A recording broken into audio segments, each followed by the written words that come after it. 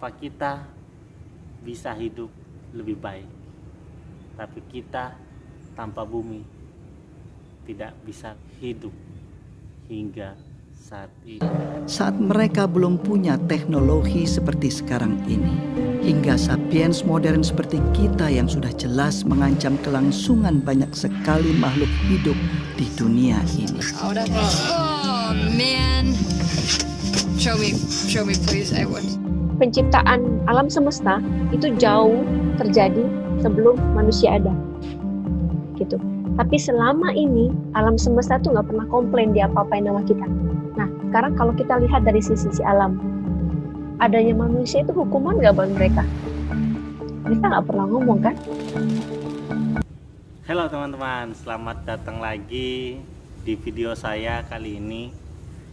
Ya, video kali ini saya ingin berbagi sebuah perasaan saya yang begitu mengena setelah saya menonton salah satu video yang diproduksi itu semasa pandemi ini.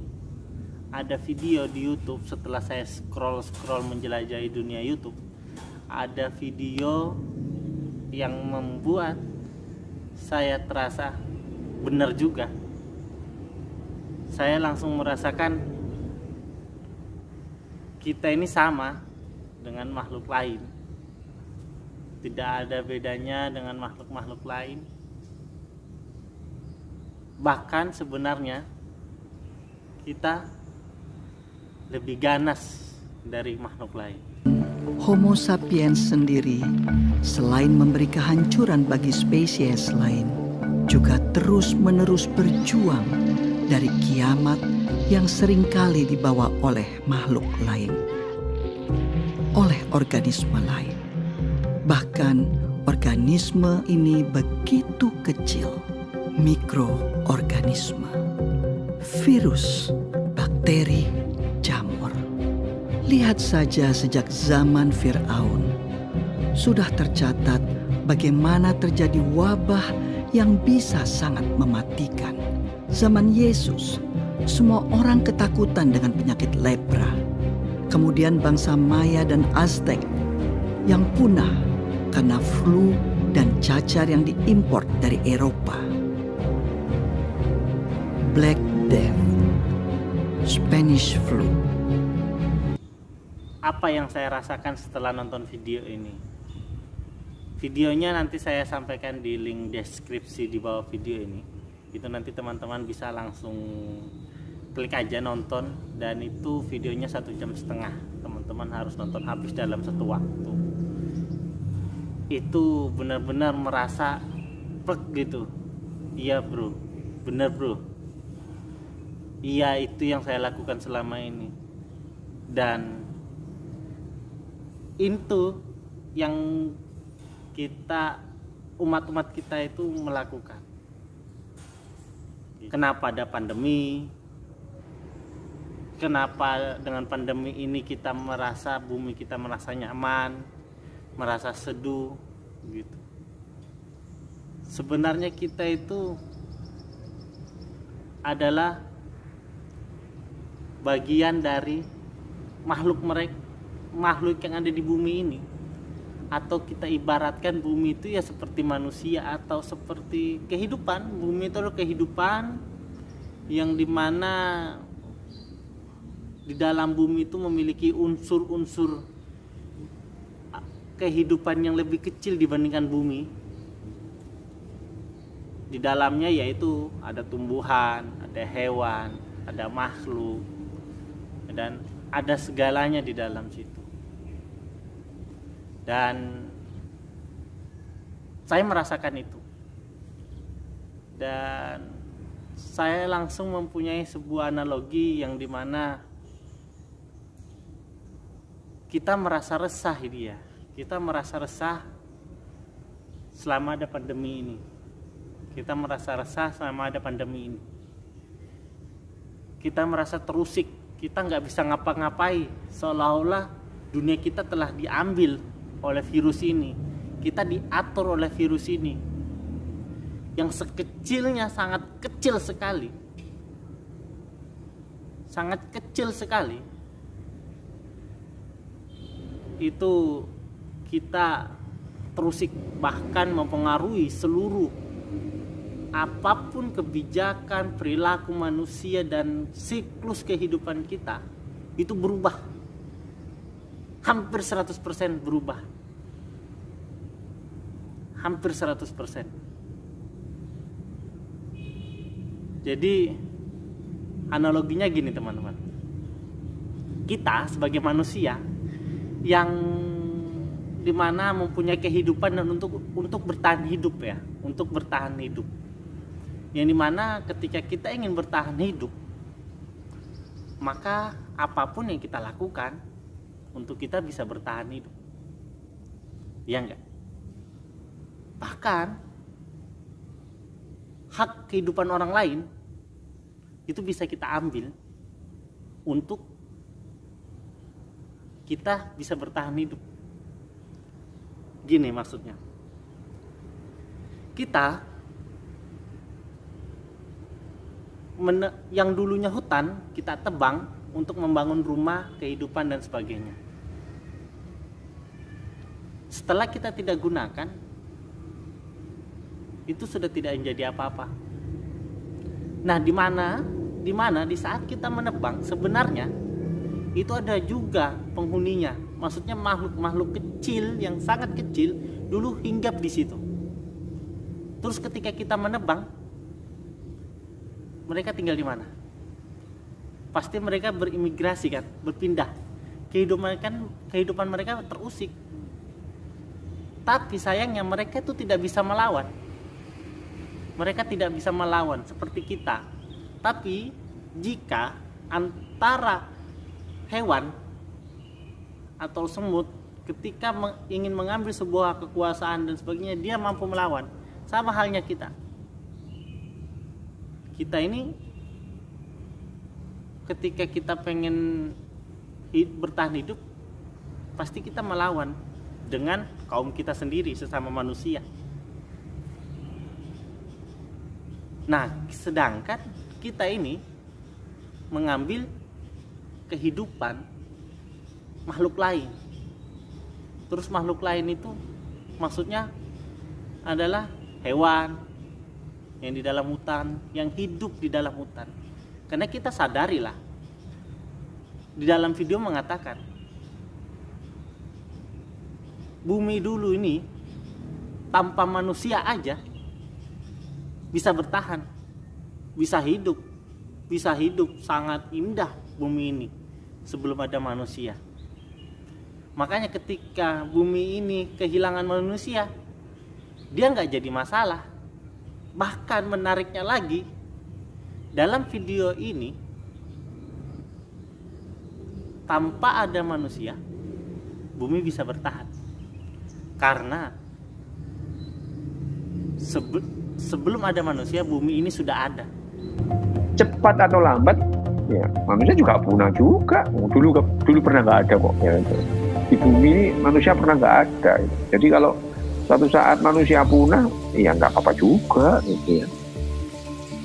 Kalau manusia itu unik, ya istimewa enggak seperti biasanya. Kita itu ya sama dengan spesies-spesies yang lain, sama dengan kambing, kecoa, kutu. Itu salah satu kehidupan. Ada menarik yang disampaikan dalam video itu. Antara orang kota dan orang yang tinggal di pedalaman. Ini sebuah kehidupan yang normal. Kehidupan yang normal adalah kehidupan normalnya manusia, ya seperti di dalam hutan bagi saya. Bahkan dalam video ini menjelaskan orang yang di dalam hutan tinggalnya itu merasa heran dengan orang-orang yang ada di kota. Mengapa seperti itu? Karena sifat orang di kota itu sangat rakus. Sangat rakus. Tidak ada titik kepuasannya dan titik kebutuhannya itu sampai mana.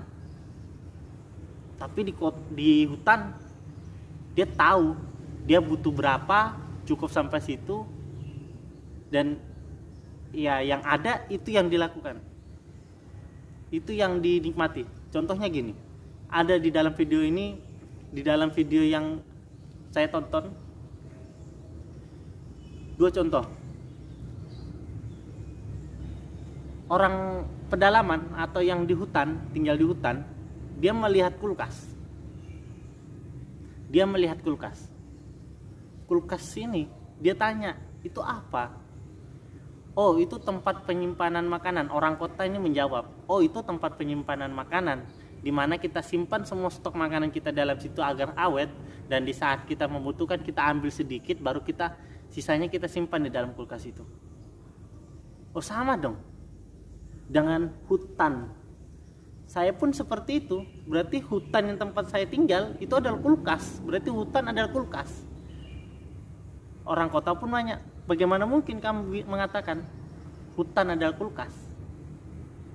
Iya, karena saya mengambil yang saya butuhkan saja. Seumpama ada buah, ada kayu, ya saya ambil yang saya butuhkan. Karena saya pikir kalau saya ambil semua, saya makan apa besok? Nah, dengan seperti itu, kita melihat bagaimana orang di dalam hutan itu sangat menghormati yang namanya lingkungan, menjaga keberlangsungan lingkungan. Belum pernah sebelumnya dalam sejarah panjang bumi, nasib semua makhluk hidup di dalamnya ditentukan oleh satu spesies saja. Kita, manusia. Ancaman nuklir, deforestasi, konsumerisme, agrikultur, eksploitasi lahan, eksploitasi hewan, modifikasi genetik, perburuan liar, polusi udara, polusi air, polusi tanah, hingga sepertinya sudah tidak ada harapan. Sedangkan kita luar biasa. Kita sama sekali dengan zaman sekarang begitu sulit memang. Karena rasa keraskusan kita yang membuat kita sulit untuk menjaga itu. Rasa kepuasan kita itu tidak ada ujungnya. Tidak tahu sampai mana sih titik puas kita, itu tidak ada ujungnya. Itu karena dikatakan kita itu terlalu rakus. Nah, kalau kita kaitkan dengan pandemi tadi, percaya tidak kalau sebenarnya virus ini benar adanya? Memang oke, kita akuin ada virus ini, tapi percaya tidak virus ini sebelumnya itu punya tempat tinggal, entah di hutan atau entah di manakah itu. Tapi karena manusia terlalu serakah, terlalu rakus, sehingga bisa jadi tempat virus ini, rumah virus ini terusik, dan dia melakukan sebuah aksi untuk mendapatkan sebuah tempat tinggal. Di situ saya berpikir di dalam video, bisa jadi virus ini juga sedang membangun sebuah istana atau kota di dalam kelompoknya. Karena kita bagaikan virus juga bagi hewan-hewan, bahkan bumi ini. Karena apa? Kita bagaikan virus yang dapat merusak sebuah kenyamanan. Dapat merusak sebuah kenyamanan kehidupan yang ada di bumi ini. Manusia selalu terbakar keinginannya, terbakar ambisinya, terbakar dan terbakar. Tidak pernah tahu kapan cukup adalah cukup.